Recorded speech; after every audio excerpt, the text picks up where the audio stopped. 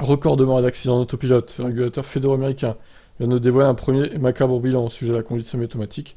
Sur 392 accidents déclarés en 10 mois, toutes marques confondues, 273 ont eu lieu à bord d'une Tesla. Les autorités dénombrent 6 morts et 5 blessés graves au total. Ah, les NHTSA, ils aiment bien s'acharner sur Tesla, hein, c'est incroyable.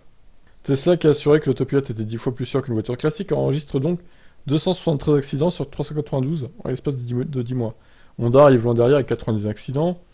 Ces résultats marquent le premier grand compte-rendu des accidents liés à la conduite semi-automatique. Ils fournissent un aperçu saisissant, quoique limité, de l'impact de cette technologie. 116 voitures accidentées sur les 392 signalées sont entrées en collision avec un autre véhicule, tandis qu'au moins 4 impliquaient un usager de la route vulnérable, tel qu'un piéton ou un cycliste. Au total, les véhicules équipés d'un ADAS, système avancé d'aide à la conduite, sont entrés en collision avec au moins un cycliste, 3 piétons, 20 poteaux ou arbres et 10 animaux. Ouais, bon, les animaux, pour le coup, c'est pas de bol, hein, mais bon. Même sans autopilote, tu peux rentrer en collision avec un animal. On me dirait avec les autos aussi, mais bon. Normalement, l'autopilote est censé voir les gens et les cyclistes, hein.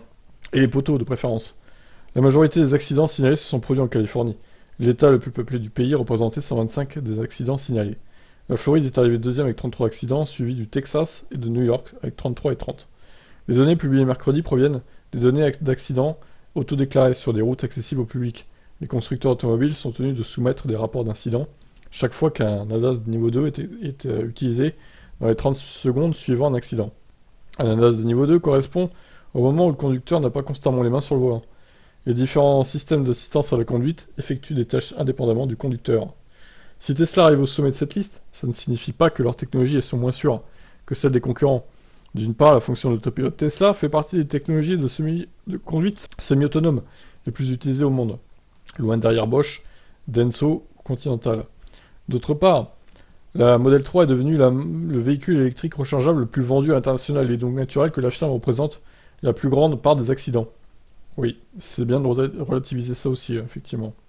En outre, la NHTSA affirme que certains constructeurs automobiles dotés de capacités télématiques comme Tesla sont mieux équipés que d'autres pour partager les données sur les accidents. Dans certains cas, le même rapport pourrait avoir été signalé plusieurs fois. Pourtant, ces résultats ne sont pas de bon augure pour Tesla, qui a assuré que l'autopilote impliquait 9 fois moins d'accidents que les autres voitures en janvier. La firme martèle depuis plusieurs années que la technologie de conduite autonome fait partie intégrante de la vision à long terme de l'entreprise. Musk a d'ailleurs réitéré cette conviction cette semaine lors d'une interview de Kilowatts publiée sur YouTube. Bon, vous en pensez quoi de tous ces chiffres? Ciao, ciao.